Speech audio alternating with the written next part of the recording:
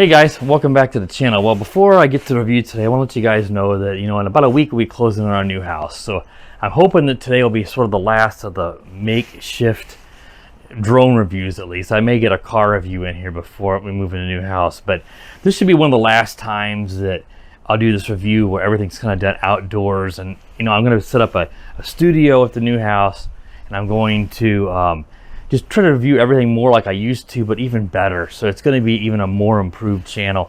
And that'll be coming up in a few weeks. Obviously, there'll be a few week pause in here where I probably won't have any videos on the channel because we're moving in the new house and I get things set up. So unfortunately, there'll probably be nothing on the channel here the next few 2 or 3 weeks aside maybe a car review or something that I got coming in the next few days. So just want to update you guys real quick on that. All right, to move along now to the review today. Today I'm going to take a look at the Tomzon D30.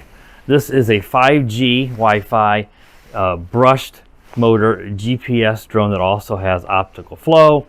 The camera on the front's rated at 2K. I don't know if exactly it will be that. Sometimes they get those specs wrong. It is motorized on the tilt, so you can tilt it up and down 90 degrees. And it seemed to be a rather smooth tilt when I tested it in the house. Let's take a look at the drone. It is foldable as well, like so many of these are. So you can see it folds up nicely, and you just unfold these arms, and get the props kind of get in the way as you're unfolding everything out. But here it is, and you can see here is the motorized camera. It is dampened, which I like. It should help reduce jello as it absorbs any vibrations have to go through those dampeners. Here's a little optical flow camera right here, and there is a TF card or SD card slot in the bottom of this. They rate it up to 64 gigabytes, but mine does not seem to work, and I'm really disappointed in that. I have a 16 gig Samsung card in here right now, and I also tried a 64 gig originally. The app shows it when you insert it. The SD card icon lights up in the app, and it sees it. It just doesn't create any folders. It does not work. I've formatted both cards, and I just get nothing on the SD card. So it's possible that mine's just defective, but I am going to let Tomzon know about this because that is not good. If this would be some sort of an issue with all these, I just can't say for certain that it is. Nothing shows up on the card. So it broadcasts in 720p over Wi-Fi. So I'm going to record the video using a screen recording so you guys can at least see what the onboard video looks like. But you should get a little higher resolution, and you won't get dropped frames or anything if you use the SD card. So that's what we typically would do.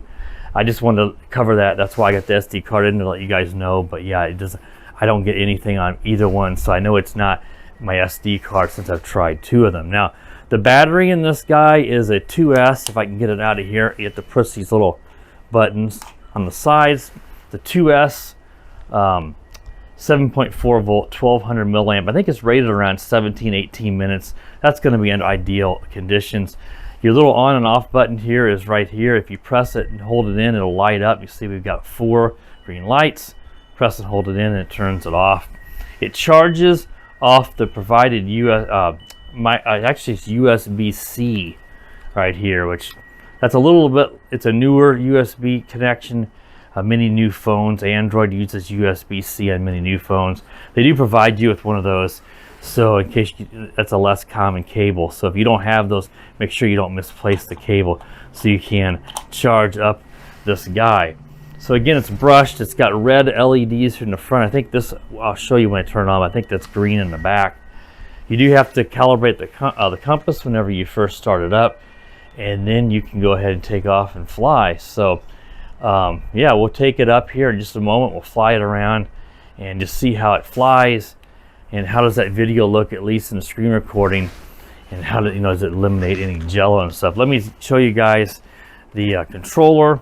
You do get extra props in the boxes here, and you get the cable, and they give you 1 battery in this. They come in these boxes here.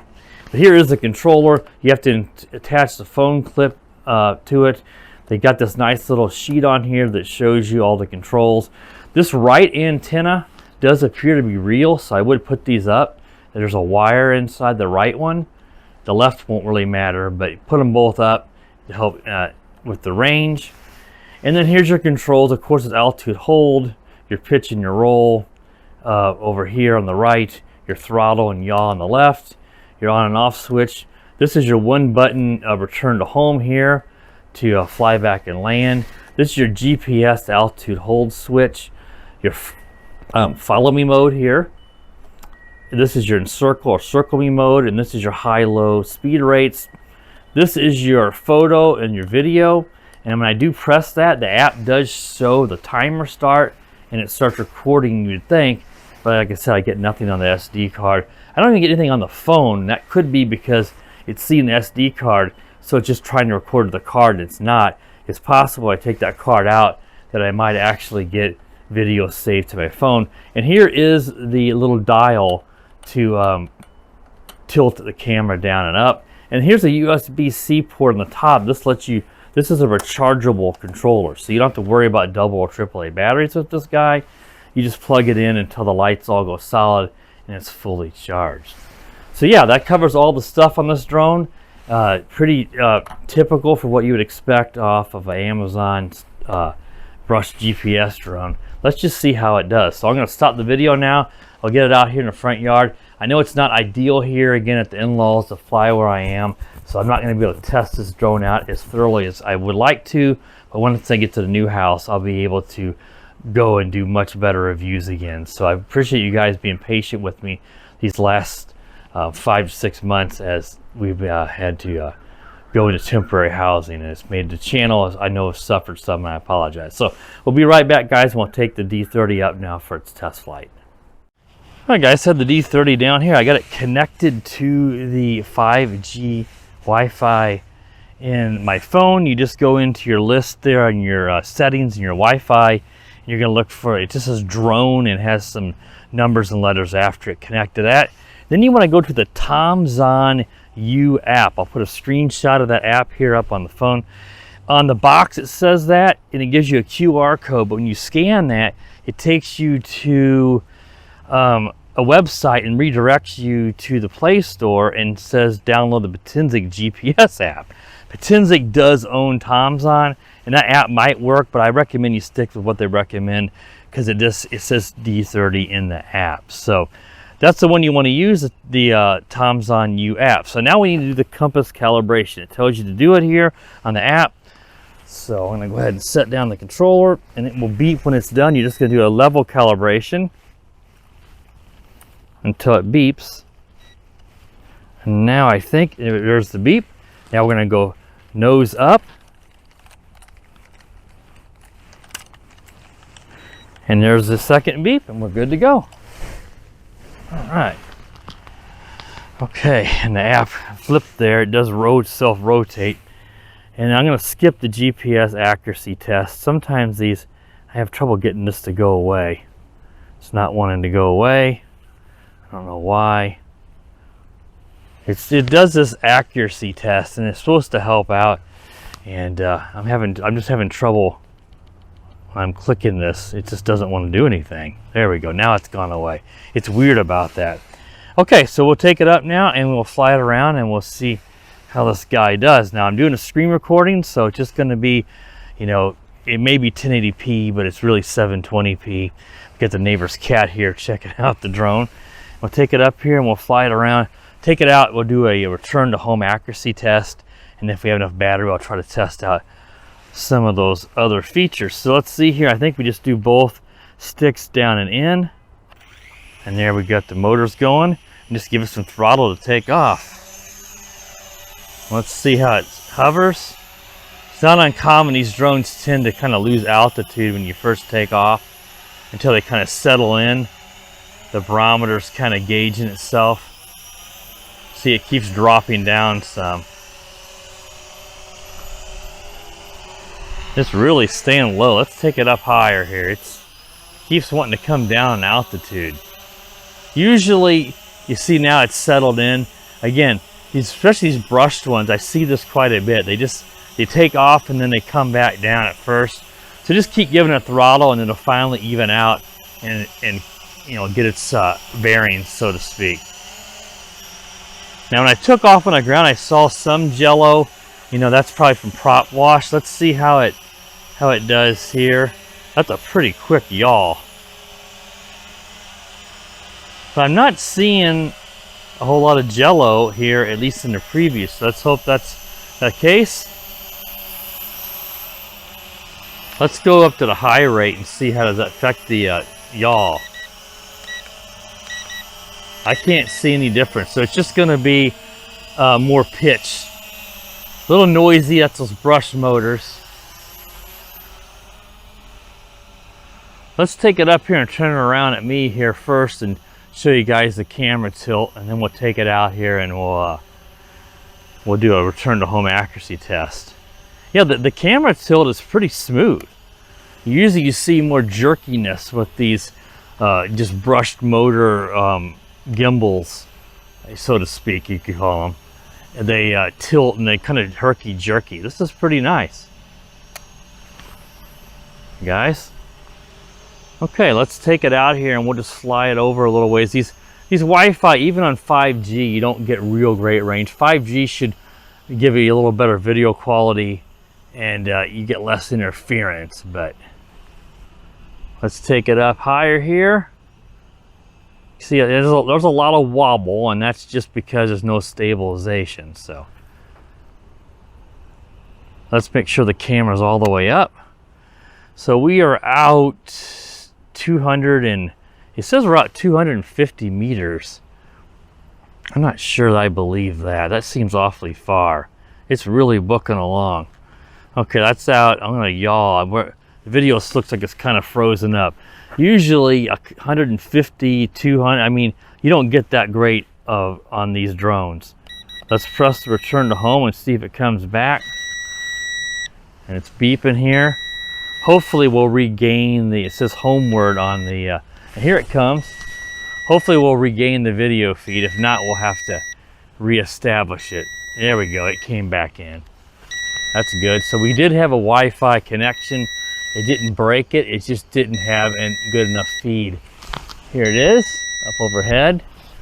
A lot of these drones, they love to beep, beep, beep at you while you're coming back home. I'm gonna tilt the camera down so you can look down at us guys. It's gonna rotate the direction it was facing at takeoff. Let's see how accurate it is. Here it is right above me. I'm gonna move over. It's coming down here.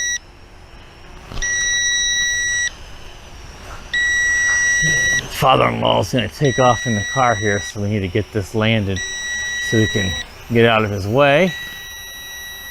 So yeah, that worked pretty good, and we got the video feedback. Yeah, I don't know if that telemetry is correct. That seemed awfully far. I don't think I was out 300 meters right there. It didn't seem like it. Let's see if it's going to land. Here it comes down.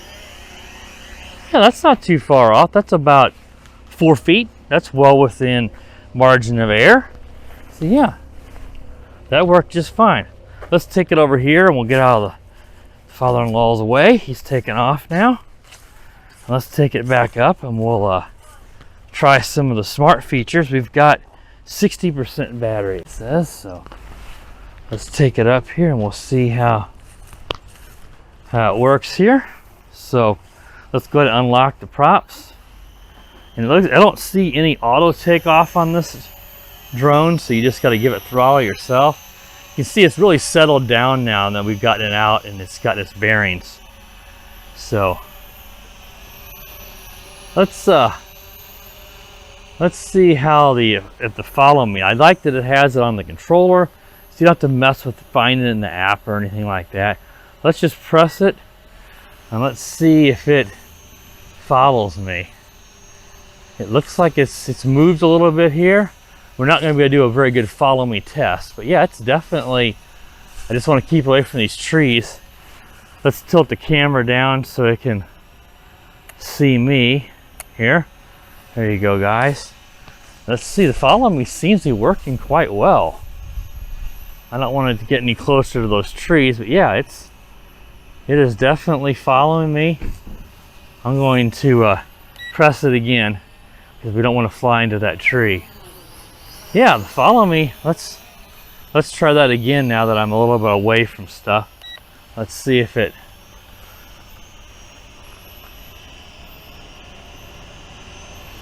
And again, I'm pretty close and we're in a very confined area.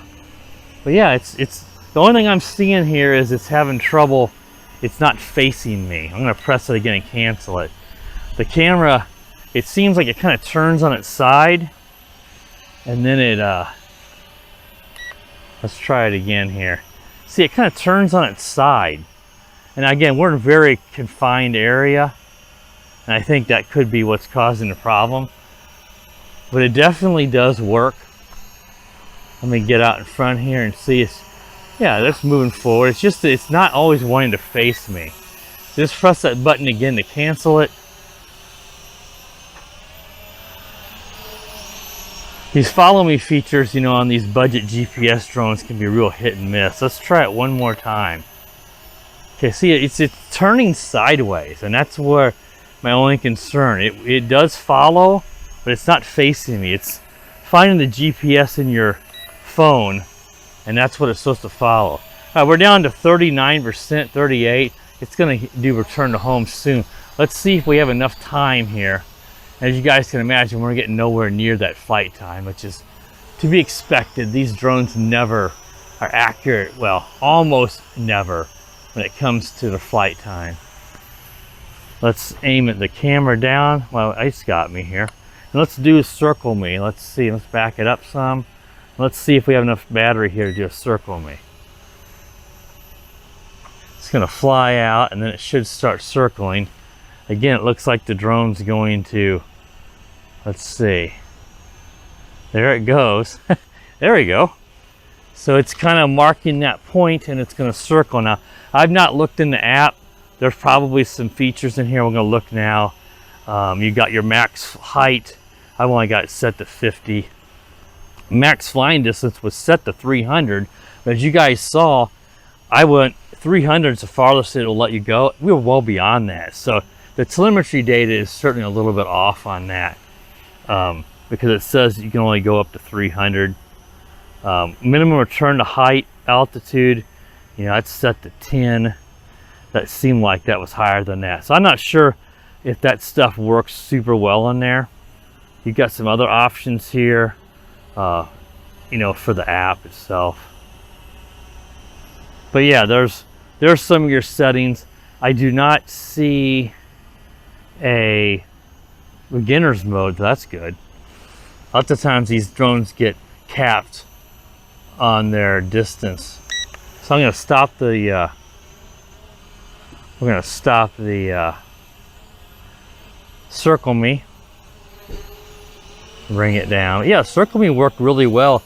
Again, it just the drone tends to not face correctly. Now, maybe some of that's the result of being in this confined area, but it worked pretty good.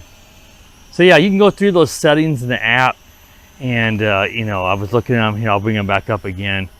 You've got your minimum return home altitude. There's something about, shows your firmware version in there, your max height, which again, you can set it up to 250, but max distance flying is set to max of 300.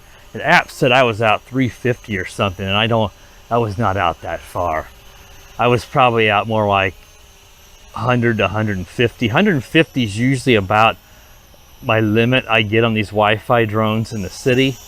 You just get too much even on 5G now. Some people have 5G routers that you tend to there's interference on that range now too. But it's a pretty stable and pretty smooth flyer. The camera seems decent.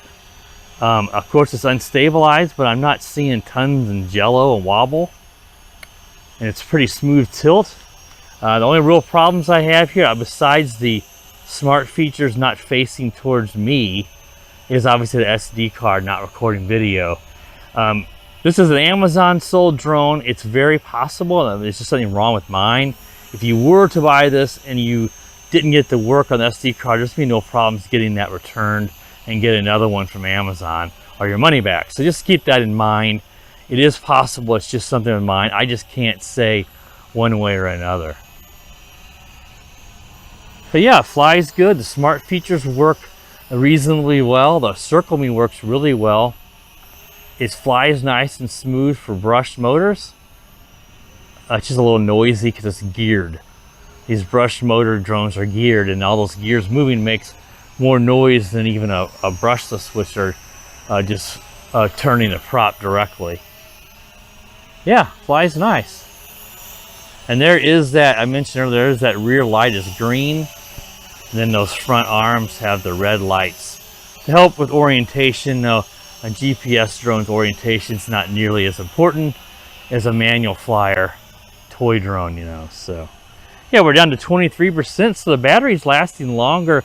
Now, I've not been pushing it here. When you're hovering like this, your battery's going to last a lot longer.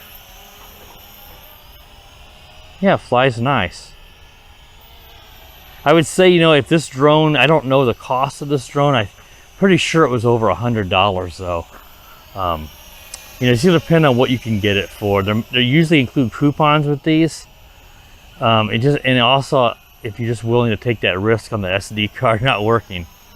Like I said, it's very possible it's just mine, but I can't say for certain. All right, guys, I think that's enough to show you guys. I pretty much covered all the features, so I'm gonna go ahead and land it. I'll just manually land it here. All right. So we got it landed here. And like I said, not a bad little drone. We got one light left here still on the battery. It says 21% here in the app. All right, guys, so that wraps up the review of the Tomzon D30 brushed GPS drone. The optical flow this has, you know, that's going to be for use whenever you have no GPS signal indoors, or if you lost your GPS signal. It's something that's hard to test, so I can't test too well. Sometimes it'll follow your hand, but when it's got a GPS signal, that's going to want to override the optical flow. What we could do, and I don't have enough battery to test it now, would be to turn off your GPS. I didn't test that. And then if you turn that off, you can then fly in altitude hold mode, and that's when the optical flow should want to most likely kick in. Now, it's possible that could disable the optical flow too. All right, guys, that wraps up the review of the Tomzon D30. Hope you guys enjoyed it. Again, in about a week or so, we're moving in a new house, so there's not going to be a whole lot of videos in the next few weeks outside of maybe a random car review or something. But be sure to subscribe to the channel so you can keep up to date on it, because I'll be posting a lot of new videos after the new year and the new setup at the new house. And be sure to click that bell so you know whenever I do upload new videos, you do get notified. And as always, guys, have a wonderful day.